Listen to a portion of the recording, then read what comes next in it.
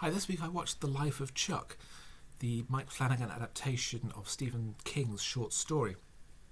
It's an unusual film in that it seems to be positioning itself as comparable to Cloud Atlas, of being a chronicle of all that is worth living in life and being a great sort of inspirational epic.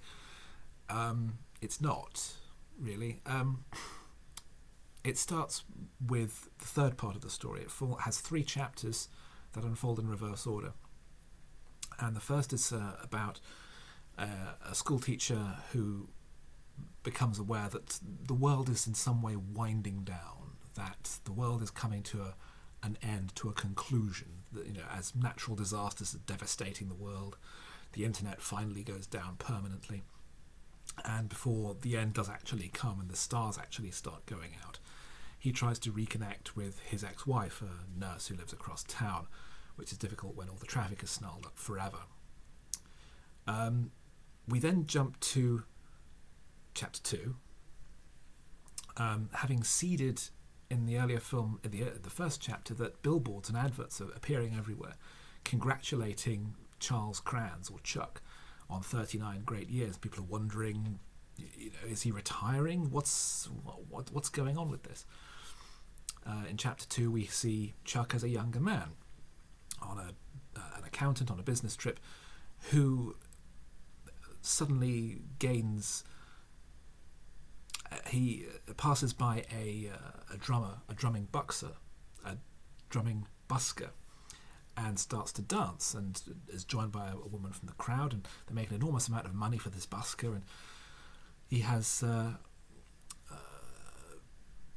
ideas about whether or not to continue with this. And in the third and first instalment chronologically, we see Chuck as a young man and the origin of this character, and how he became the person he is, and how the other 2 chapters tie together. And the result of the film is that once you watch chapter 3, the one that's presented at the start of the movie, it's really not hard to work out what the rest of the movie is going to be, because everything that the movie wants to tell you is in that first third. And then the rest of the movie is really just, narratively speaking, it is filler. There's nothing else to say. There is the dance material.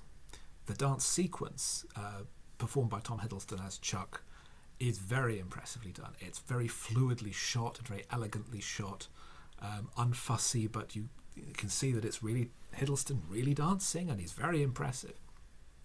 And then in the third chapter, where we see Chuck's childhood and the tragedy of his life as a young man, everything is explained again. Everything is delivered so that the audience can understand what's going on, but there are further additional elements added, almost as though to pad the film out, to keep get the running time up to feature length. We have the idea that the house he was raised in had a magic room, which allowed you to see the future, which is in some way apparently relevant, but really doesn't add anything to the story. And it's full of these half-baked, half-considered ideas that the film seems to regard as being in some way profound. The ultimate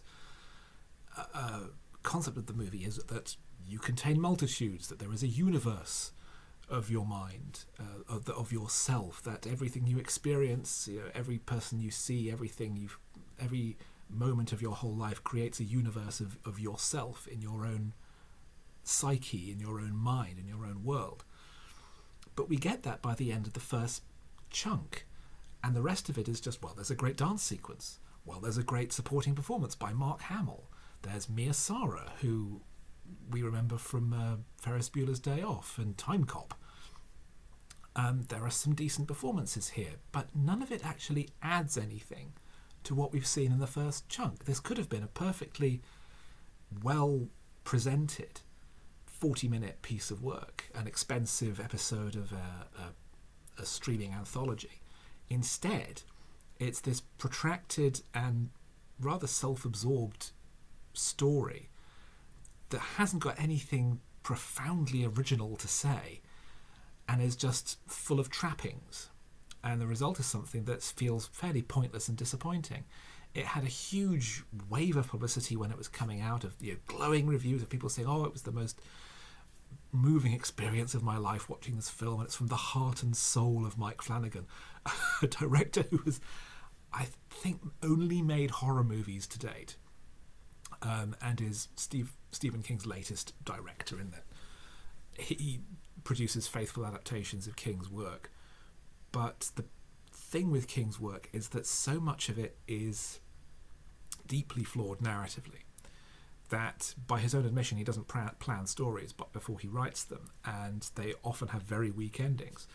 So that's why adaptations of his work, which are more thoroughly thought through and more refined in order to give a true narrative shape to them, are superior to the written word. That's why the film of The Shining is far better than the book or the King authorised miniseries, because it has much more of a shape, much more of a concept to it, rather than preying on King's own ideas and narrative blind alleys. The Life of Chuck is very much a blind alley, because even though the film continues on after the first 40 minutes, it has already run out of things to say.